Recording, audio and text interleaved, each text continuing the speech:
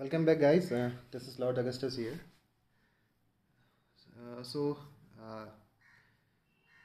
this is a new game I have been playing, Rise of Empires. So, this game is unlike any other strategy game, but it's really interesting because this is a comparatively new game and not many kingdoms are present. I am currently at Kingdom 361. I have been playing this game from last 22 days. Not I'm playing casually.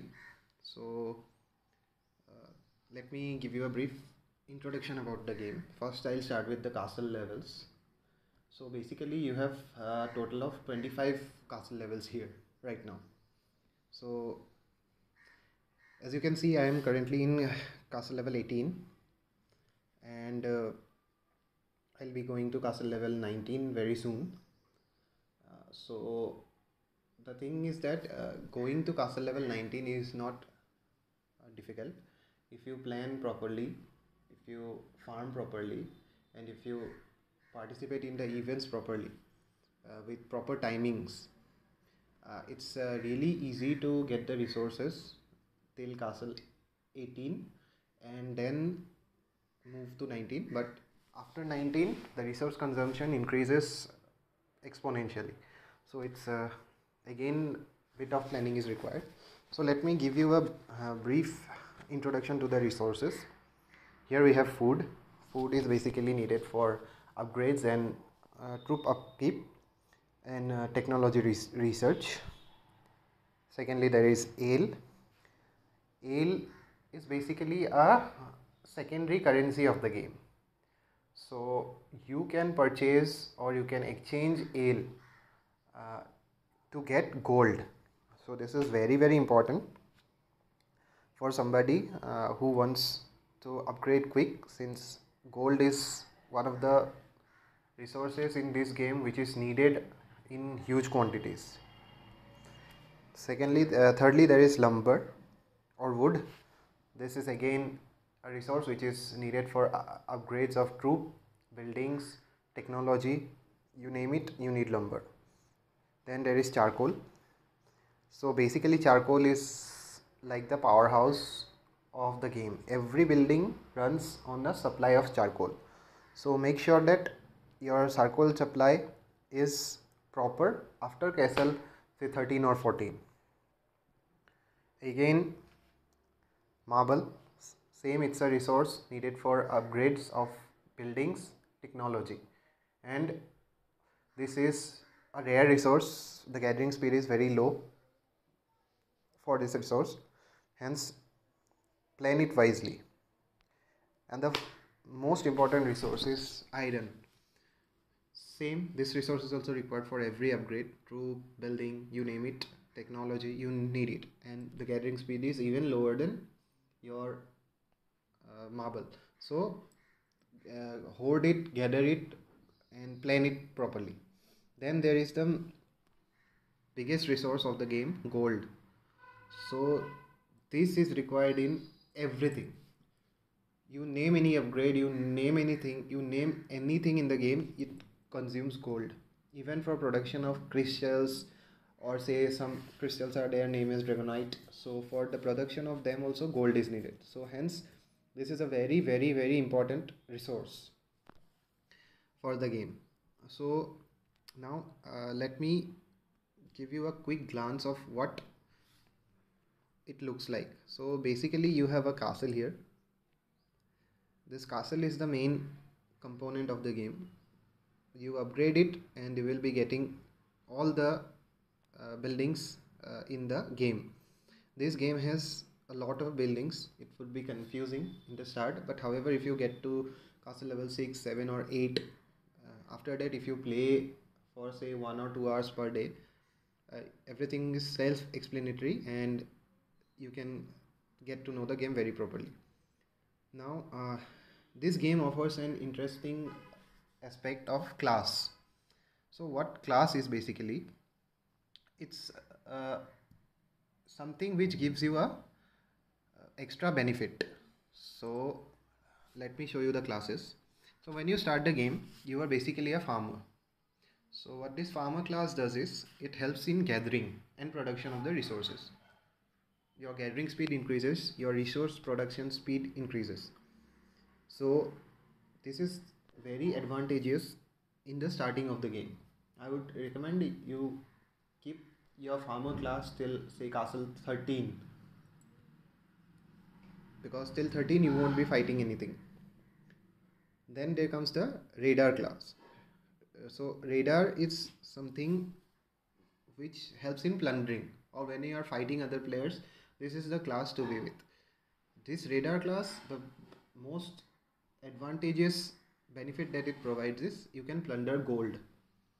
No other classes can plunder gold.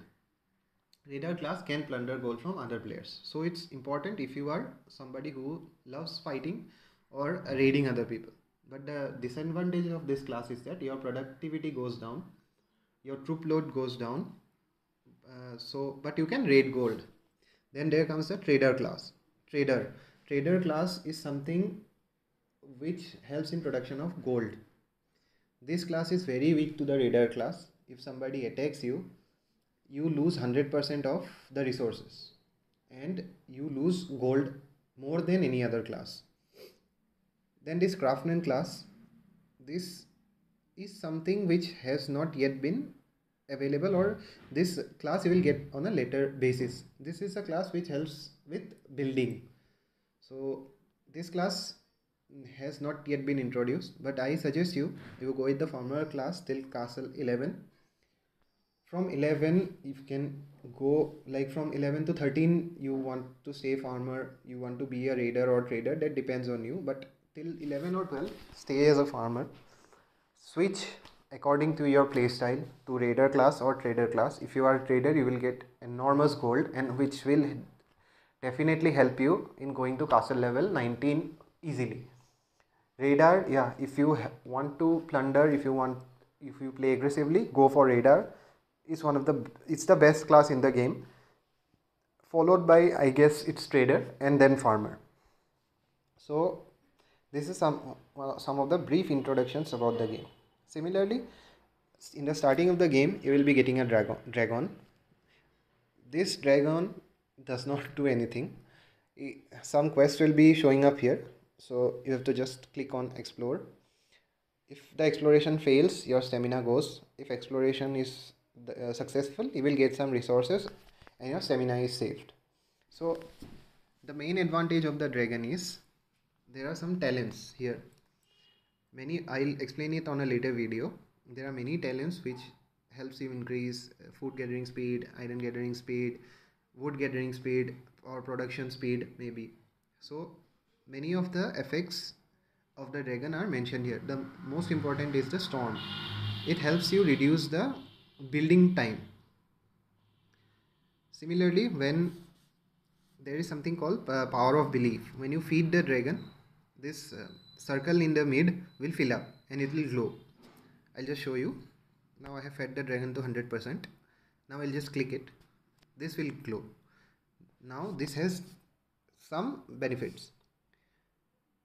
The worker movement speed, it increases to 100%. It's not the building speed, it's the movement speed of the worker. I'll show you what it means.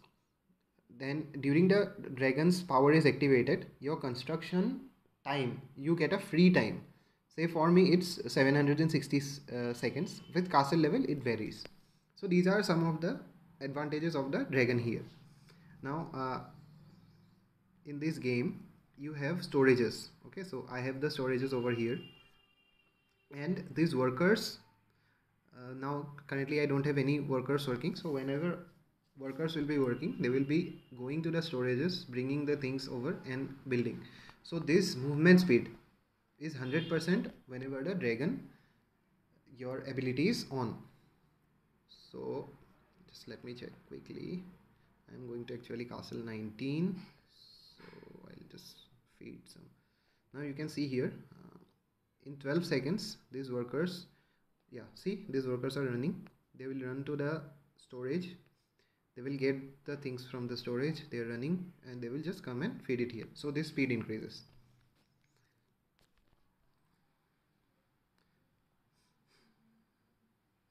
So this is the basic of the game. I hope you like it.